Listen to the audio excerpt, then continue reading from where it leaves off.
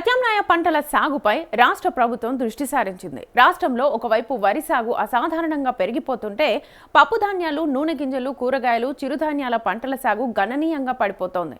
ఈ నేపథ్యంలో వరిని అవసరం మేరకు ఉత్పత్తి చేసుకుని దిగుమతి చేసుకుంటున్న ధాన్యాల విషయంలో స్వయం సమృద్ధి సాధించేలా ప్రణాళికల్ని రూపొందిస్తోంది. సీఎం రేవంత్ రెడ్డి అధ్యక్షతన గురువారం జరగనున్న రాష్ట్ర మంత్రివర్గ సమావేశంలో ఈ అంశంపై ప్రధానంగా చర్చ జరిగే అవకాశాలున్నట్టుగా తెలుస్తోంది. సాగునీటి లభ్యత, ప్రాజెక్టులు, చెరువులు అందుబాటులో ఉండడం, ఫామ్ గేట్ వద్దే ప్రభుత్వం ధాన్యం కొనుగోలు చేస్తుండడం, నేరుగా రైతు ఖాతాల్లోకే కనీస మద్దతు ధర జమ చేయడం, 7 రకాల సన్నాలకు బోనస్ చెల్లిస్తుండడంతో ప్రస్తుతం రైతులు వరి సాగుకే ఎక్కువ మొగ్గు చూపిస్తున్నారు.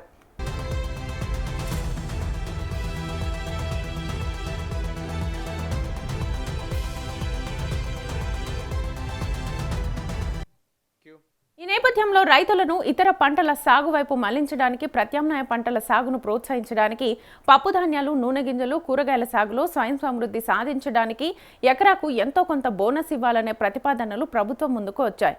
రైతు భరోసాను కొనసాగిస్తూనే స్వచ్ఛందంగా పంటల మార్పిడి చేసే రైతులకు ఎకరానికి 4,000 నుంచి 5,000 వరకు బోనస్ ఇవ్వాలని, పెసలు, కందులు, జొన్నలు, మొక్కజొన్నలు తదితర ఆహార ధాన్యాల సాగు విస్తీర్ణం పెంచాలనే ప్రతిపాదనలు వచ్చాయి.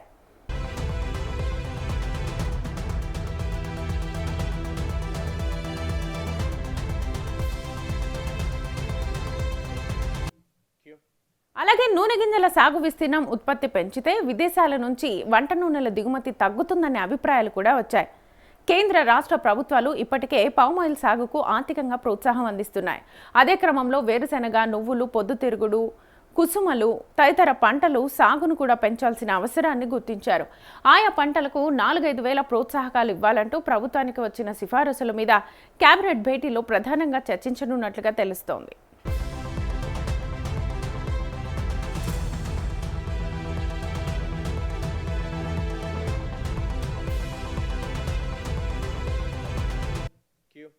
రైతు భరోసా పథకాన్ని ప్రక్షాళన చేసి తద్వారా మిగిలిన నిధులను పంటల బోనస్, పంటల బీమా పథకాలకు మళ్లించాలనే ప్రతిపాదన కూడా ప్రభుత్వం ముందుకు వచ్చింది.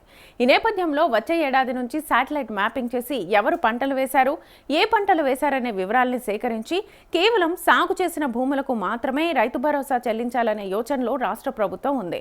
రాళ్లు, రప్పలు, కొండలు, గుట్టలు, స్థిరాస్తి వెంచర్లు ఉన్న భూములకు రైతు భరోసా ఇవ్వకూడదని, తద్వారా 2-3 వేల కోట్లు మిగిలిన ఆ సొమ్మును పంటల బోనస్, పంటల బీమా లాంటి పథకాలకు వినియోగించాలని భావిస్తున్నట్లుగా తెలుస్తోంది.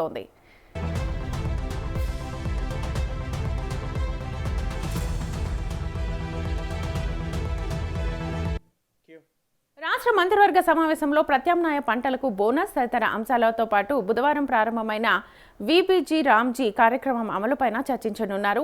వీబీజీ రామ్జీ నిర్వహణకు సంబంధించి కేంద్రం సూచించిన మార్గదర్శకాలు, రాష్ట్రం వాటా 40% చెల్లింపు, ఇతర అంశాలపై చర్చించి ఈ పథకం అమలుపై రాష్ట్ర ప్రభుత్వం ఓ నిర్ణయానికి రానుంది.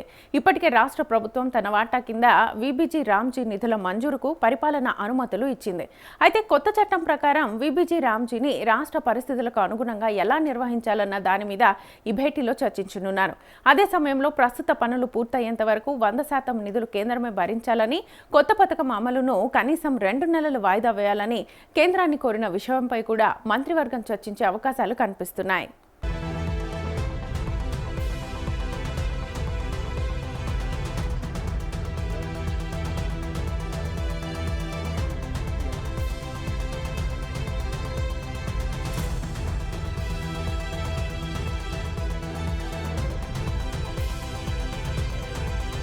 మెట్రో మొదటి దశ విలువను తిరిగి లెక్కించడానికి రెండో దశ విస్తరణకు అవసరమయ్యే మొత్తం రుణ సేకరణకు కన్సల్టెన్సీ సంస్థగా కేంద్ర ప్రభుత్వం ఎస్బీఐ క్యాప్స్ను నియమించిన విషయం తెలిసిందే.